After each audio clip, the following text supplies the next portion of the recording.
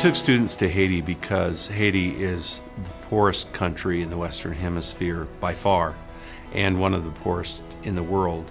And yet it has more NGOs there, non-governmental organizations, than any other country in the world except for India. But it's so much smaller than India. It's sometimes called a republic of NGOs.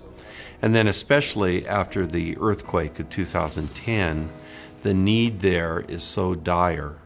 The poverty is acute, it's chronic, and there are so many needs. Everything has failed in Haiti in so many ways. The state has failed, the sanitation system has failed, the food system has failed, the housing system has failed, and so on. And yet there are so many different organizations there, including the United Nations and, as I said, thousands of NGOs, trying to remedy the situation, that it is in fact a perfect laboratory for our students to learn how that kind of poverty and all of its manifestations are dealt with and addressed, and what works and what doesn't work. We're not letting the Haitian government. I didn't know what to expect, actually. I knew that Haiti was a developing country. I knew that Haiti had a lot of turmoil.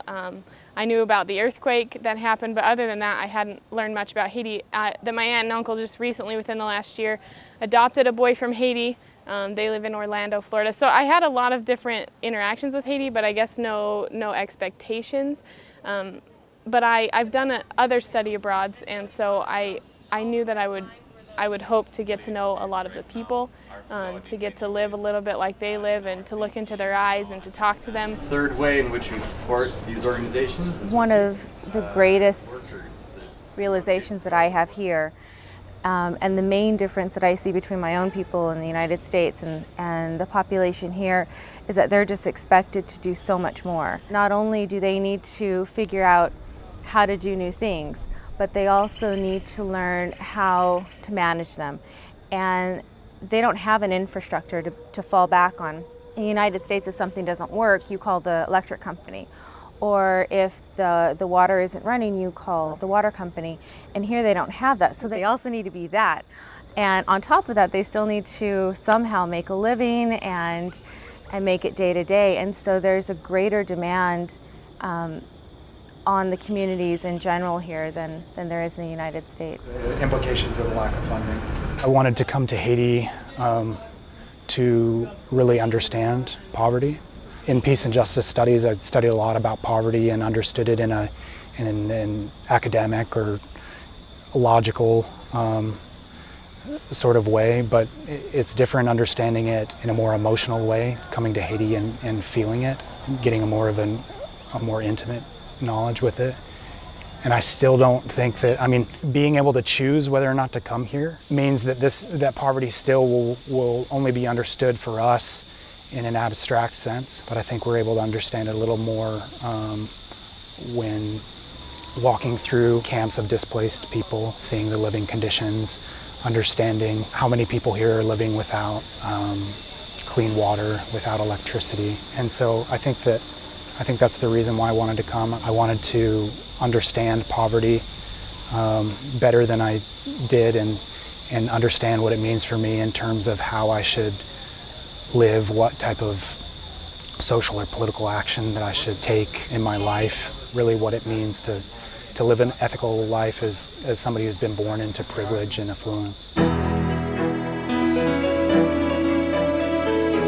Haiti had a successful slave revolt, the only one in history, where slaves not only threw off their masters, but then created their own state. And this happened in the 19th century, and the world powers at the time were not forgiving of that fact. And so Haiti began its existence as an independent country under the burden of having to fight against the world powers which wanted to continue to keep it in subservience.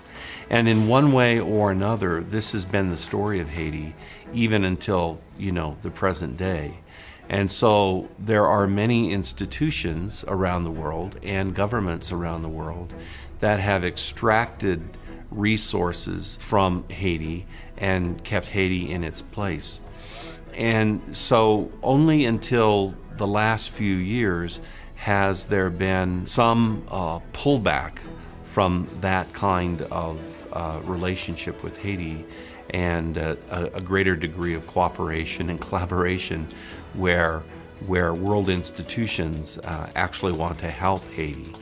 And so Haiti was in a very, very poor and desperate state before the earthquake, and all the more so thereafter. So there's a lot of work to do for historic reasons, for economic reasons, for political reasons. So there is this long history needing to be addressed. The people are there the Haitians are poor, not by accident, not just because things have gone badly for them, over the years. It's not at all that simple. And so to engage the problematic, which is Haiti, is also to engage one's own country's history, one's own government's policies, and a host of financial institutions and political institutions and their policies in regard to Haiti.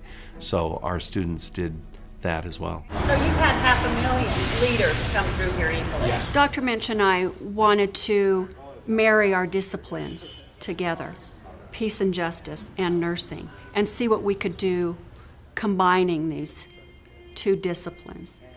And so this Haiti study abroad is the product of that. The intention of the Haiti study abroad is to repeat this experience every other year, taking nursing students and peace and justice students, having students from both those disciplines come together, teach each other, and to experience Haiti in a way that enlightens them, enriches their lives, and bring that experience back and share it with other students in the classroom.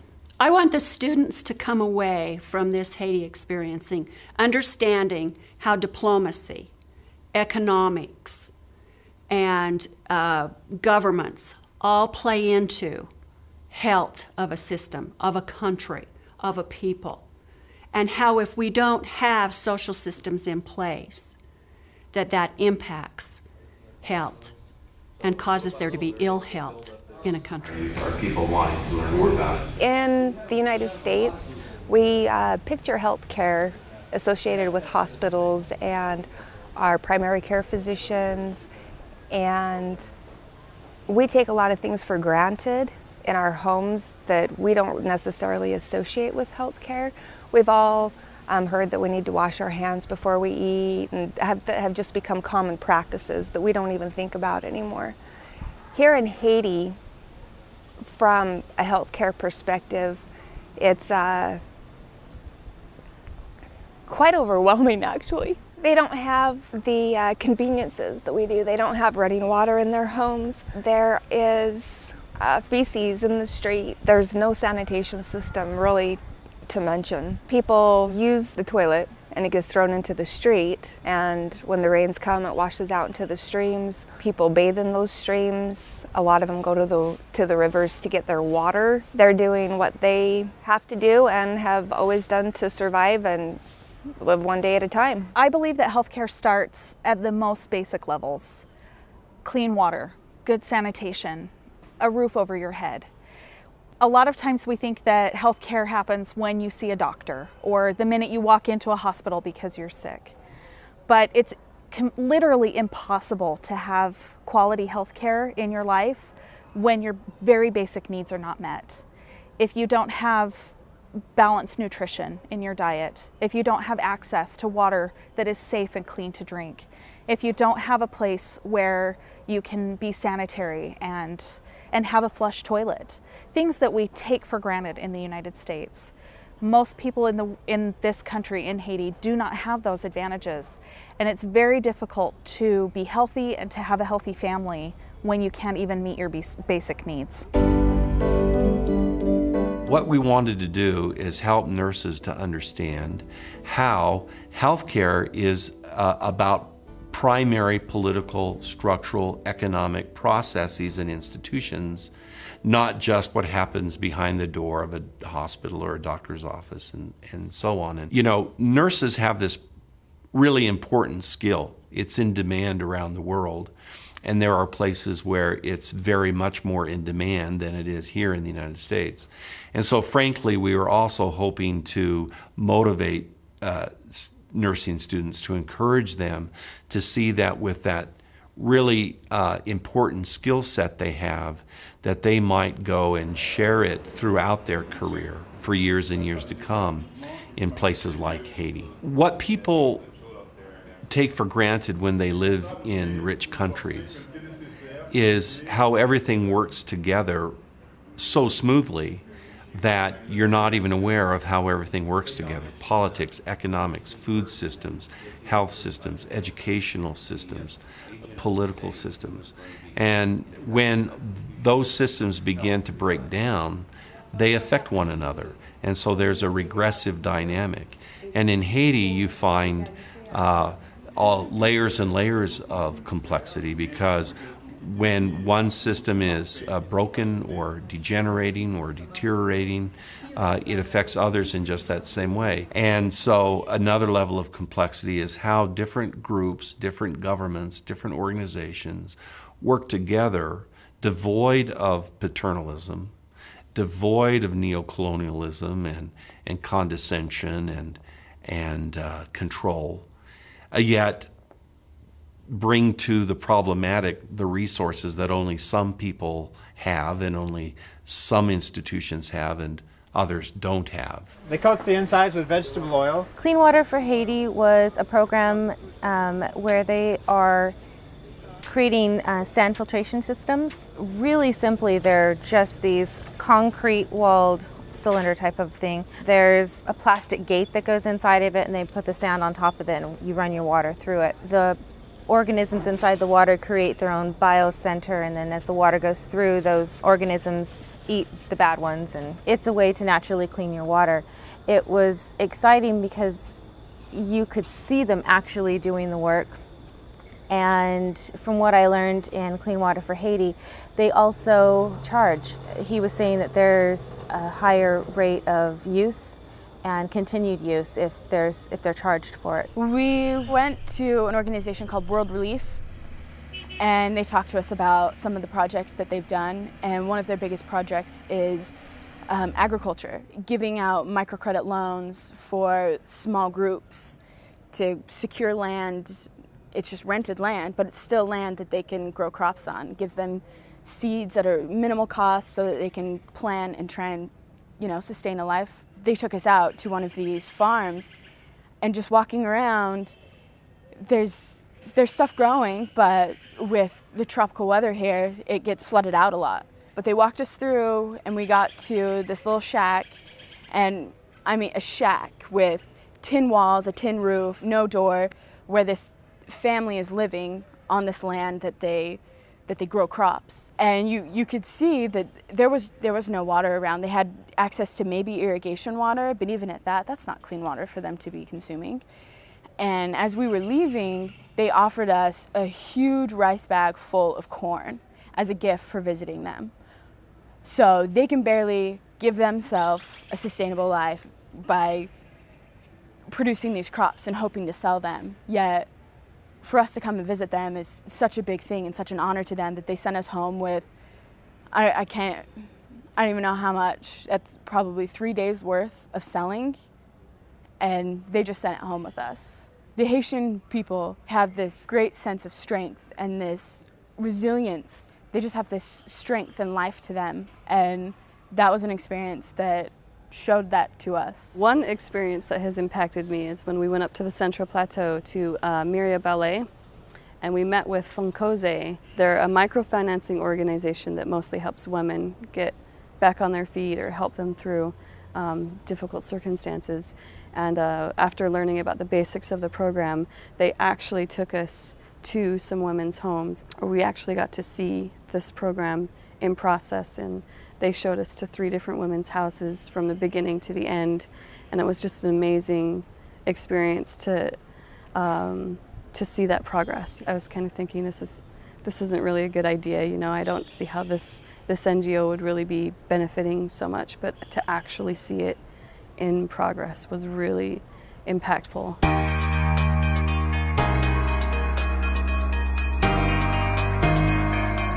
Our students were affected emotionally, as any sane and morally healthy person would be, by the complexity, the comprehensive nature of the poverty. So you see people without a decent place to live. You see people without sufficient food to eat. All these things are connected. And when you know that they're all connected and that to improve any one of these sectors, you need to improve the others, is to feel a sense of the depth and complexity of the problem. It's been profoundly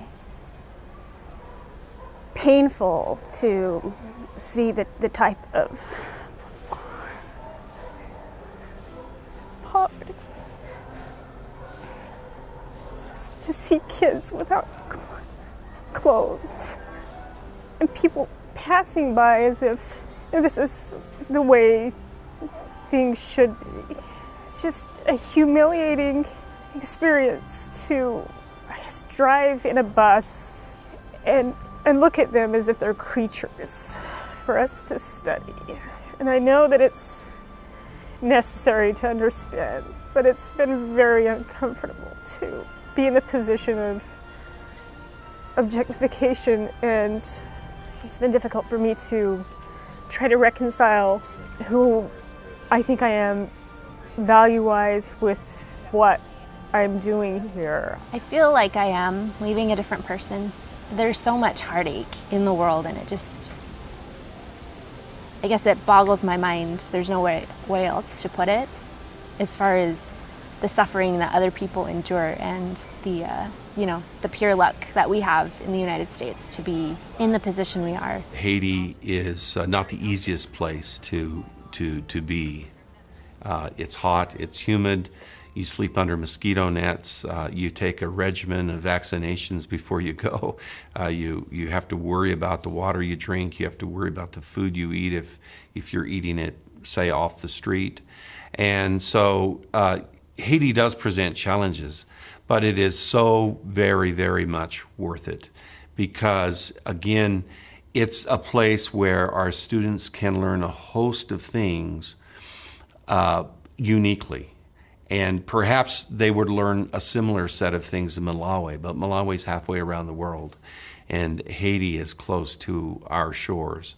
And so the opportunity for students to learn about structural violence and that kind of poverty and how those problems are being addressed fits perfectly with our wider set of goals in peace and justice studies, because we're educating students to be world changers. We're educating students to enter professions and to enter graduate programs where they know about the world, they know something about the problems and the solutions on a global scale. And so this is an important piece of our overall plan, our overall pedagogy, and what we're trying to do to create, a first-rate peace and justice studies program. My hope is that I can leave Haiti as a Haitian, that part of Haiti is inside of me, and that maybe I can leave just a little bit of me here so that I can keep that connection. I was not expecting to fall in love with Haiti in the way that I did. It's hard not to be emotional. When I came, I expected that I would have an amazing experience, that I would love what I saw and love what I learned.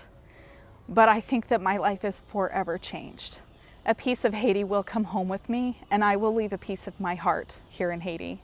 And I desperately hope to come back. I take a lot for granted, and hopefully after this, I won't. And hopefully after this, I'll get into the grad school programs that I want, and I'll be a part of the change and the development and creating a better life for people. Hopefully in Haiti, if not somewhere else. I've developed a unmeasurable respect for the people that live here. They are so resilient, and being put in the same place, I don't think I can do it.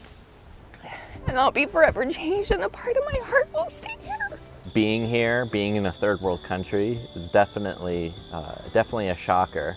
You know, you can read about it, you can imagine it, you see documentaries, you see movies, you see pictures and things like that. So you've seen it before and you understand what's happening, but it's not until you really get here and you're breathing the same air, you're walking the same streets, that you realize, wow, this is a third world country. This is nothing like America at all.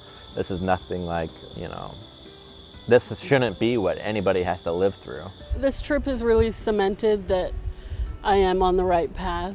I've always thought that I really wanted to work for an organization helping other people, and I think coming here and seeing that help really is needed, and not only that, but there are people my age, younger, older, that are here and really making a difference, and that, you know, come out here and join an organization and have a career and bond with the community, and I just think that's great. I think that I really know, this helped me know that I'm, you know, that I'm on the right path. I think this experience has changed me in a lot of different ways, a lot of beneficial ways. I don't think you can go through something like this and see what you've seen without going through a change. There's just no way.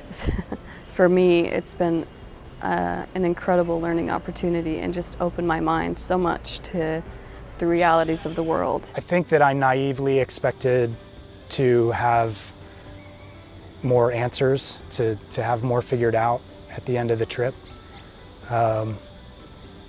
And my experience last year in the study abroad to Northern Ireland should have taught me better. But I think I'm leaving the trip with more questions than I have answers. But I really think there's value in that. That I think this will inspire future study. It'll inspire future action. And maybe that's life. You know, once you figure something out, you have another question, and it keeps us working and keeps us living life. This is a statue that I purchased while I was in Haiti, and as you can see, it is of a pregnant woman. Again, it fits with what my clinical practice is with mothers having babies.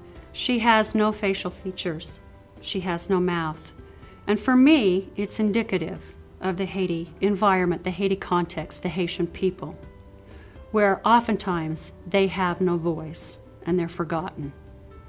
And I hope by taking students to Haiti that students will give back in their life, and this will change, if not in Haiti, somewhere else. There is so much happening in Haiti, so much creativity, so much innovation, so much sacrifice and courage among so many people who are really doing a lot to overcome various of these problems. That's quite inspirational. So we want students to somehow learn to existentially, you know, and intellectually, in their minds and in their hearts, negotiate the tension between that which would cause them despair and anger and that which would give them hope and inspiration. And both aspects of the experience there and the facts that constitute Haiti, all of that is important. And so it's important to find in Haiti, but it's not important just because it is in Haiti. That's what it means to live as a moral citizen on planet Earth. In an institution like UVU, where students have the privilege to receive an education and to choose a career, those are two things most people in the world don't have. That they also then incur an obligation, a moral responsibility, and that is to use their education and their career choice to serve humanity, to change the world, and to make it a more just and a more peaceable place. And for me, ultimately, that's the most important thing about education. And that's the most important thing about having opportunities in life, is that you use them for those purposes. And That's a moral commitment I have. So therefore, it has shaped my own professional career. It has shaped my intellectual pursuits. It shapes my research program, and it shapes my teaching, and it shapes what I want to be in the world for students. And I'm glad I can be at UVU where I have the opportunity to do that.